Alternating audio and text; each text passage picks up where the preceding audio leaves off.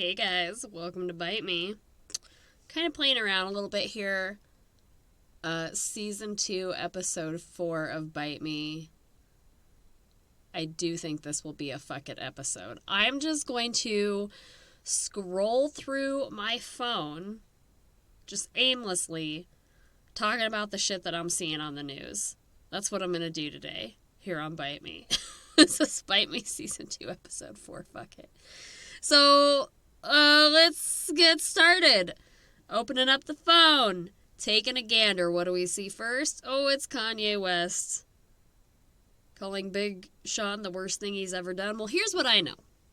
I know that you're seeing Kim Kardashian and Pete Davidson in the newsstands, which, it makes my heart sad. I love Pete Davidson. I'm not going to lie to you. It's about a tall, gangly, douchebaggy white guy that does it for us for some reason. But there were people saying, like, oh, everybody's so quick to just be like, he must be packing in the downstairs. But is it possible that maybe he just has a nice personality? Maybe women just gravitate towards a nice personality. He was raised by his mom. For anybody who doesn't know, Pete Davidson's dad died in 9/11.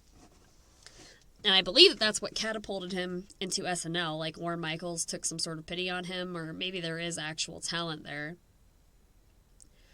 But, you know, if I'm Kim K, I'm getting it. Oh, something about Miley Cyrus posing topless to show off her shoes. That checks out. That's pretty standard. Mike Tyson talking about abuse that he suffered as a child. You know, my children are in hockey, and there's this guy, Kyle Beach. And he came out recently talking about sexual abuse that he experienced at the hands of a videographer that was on the team when he was younger. He's like, I don't know, in his 30s now, like me. But when he was younger, there was apparently some abuse that took place. And also, who was it? Tyler Perry was talking to... He's like a poet and he has a podcast. Charlemagne,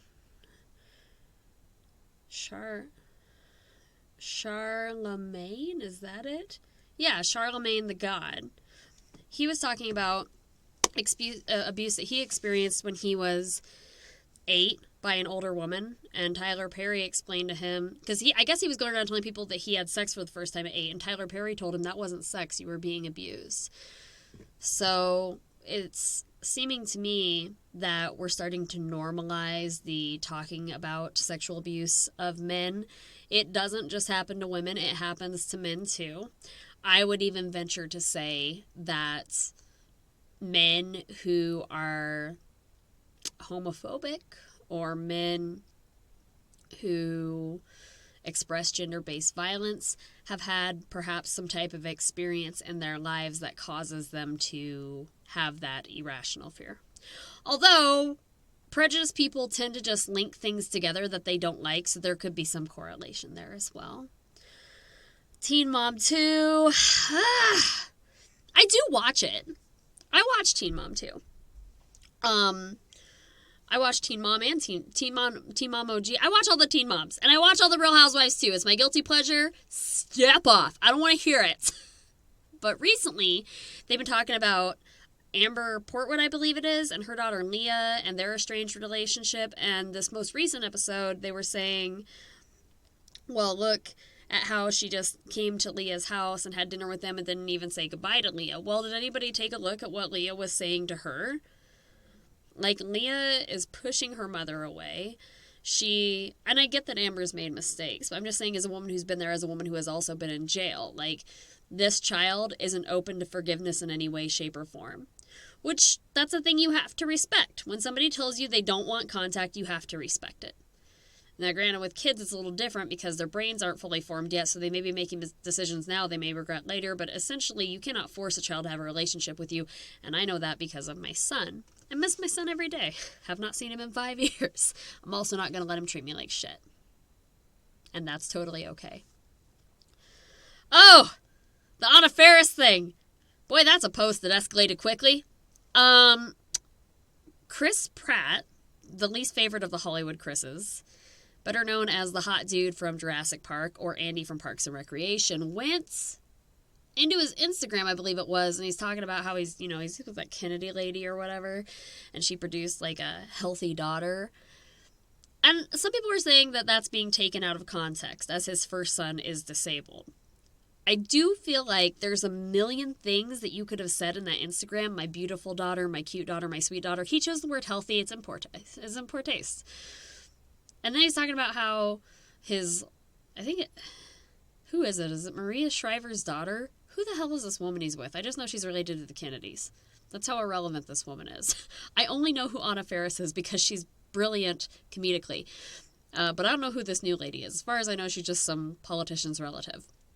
He's talking about how she looks at me like she adores me. And it's just very narcissistic, white male, chauvinist vibes he's given off.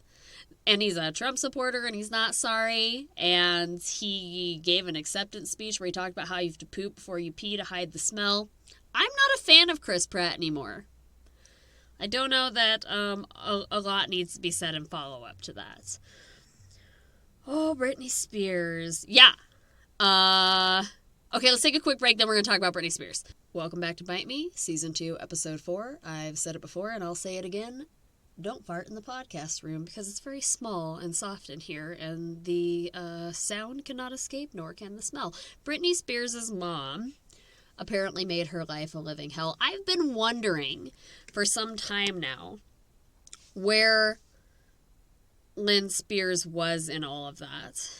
She wasn't really saying anything,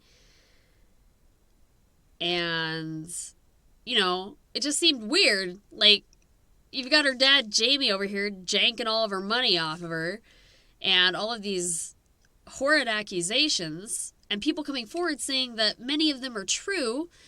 That's your daughter. Lynn Spears is nowhere to be found. And then you had, the sister of Britney Spears that started saying some things, and the mother was nowhere to be found. The whole situation was just odd. That whole situation is just odd and wild. If you ever needed a reason to believe that, money doesn't buy you happiness, that's a woman who we thought had everything in the world, you guys. I probably own more of my life than that woman owns of hers. I probably own more property than Britney Spears actually owns. That's how much was taken from her. And we had no idea. I guess the conservatorship was Lynn Spears' idea. And then Jamie went ahead and ran with it. And now that's all coming to an abrupt end. And you know what the saddest thing about it is? Britney may get her freedom back, and she may get to marry that Sam Ansari, which I don't trust as far as I can throw him, and I don't think anybody does. And she may get her house back and visitation with her grown children, but that's just the thing. Her children are grown. She's in her mid-40s. What talent is left there? Does she even have anything left to retire with? Or did they spend all of her money? My heart really goes out to that and I think a lot of ours does, because here we were making fun of this woman. A year ago, I was making fun of her. I really thought she was on drugs. And here we found out she was, but it was forced. I'm just a shitty person. Be upset for Britney with me. Man, I worshipped her. Real Housewives, the whole thing. Oh my God, yes, we talked about Teen Moms, so I think lastly we'll just go over Real Housewives as well. I was a big fan of Erica Jane.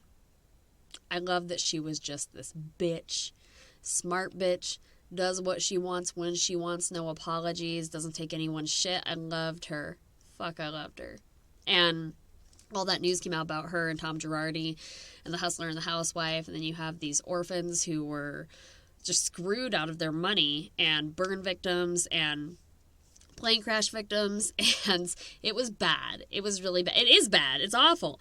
And I'm sitting there reading all these articles about Erica Jane, and you want to believe her, but it's really hard to. And then, of course, you believe that went down with Tom Girardi. I mean, just so if you didn't know, that's the Aaron Brockovich lawyer. Sad, These were people who, you thought were, the heroes of the nation, and they just turned out to be giant pieces of crap. And everybody's looking at Erica, and they're judging her, and that's all fine and dandy, but, can we just take a look at Andy Cohen? He's benefit from making money off of all... Everybody wants to say, well, why would Erica Jane still be on Real Housewives? Why are the Real Housewives not asking her question? Here's a fun thought. Why did Andy Cohen still allow her to be... Isn't he complicit in some way? Why did he allow her to still be on Real Housewives? He's sitting there at the reunion and he's judging her and saying all of these things. And it's like, okay, but you still have her on the show. So if you're really trying to cancel somebody, why are they still on your show? And it's because you're making money off of them. That makes it just as bad. Oh, these Hollywood people. It's a cesspool. They're all in it together. Anyways. That was episode 4 of Bite Me. Fucking episode. For episode 5, I think we're going to have Eric on. We're going to be talking about some controversial topics surrounding minority issues. And we'll talk about his Walmart experience, how that made him feel. I'm sure that's a relatable content for my minority listeners who have ever been followed around a store before. And I am looking forward to discussing that. And I have no idea how I'm going to fit him and I both in this tiny room, but I bet we'll figure it out. Again, there will be tequila. I am your host, Brooke. As always, be sure to check out the Truthful Groomer website. See me on TikTok, Twitter, and Insta. And I'll catch you next time on Bite Me.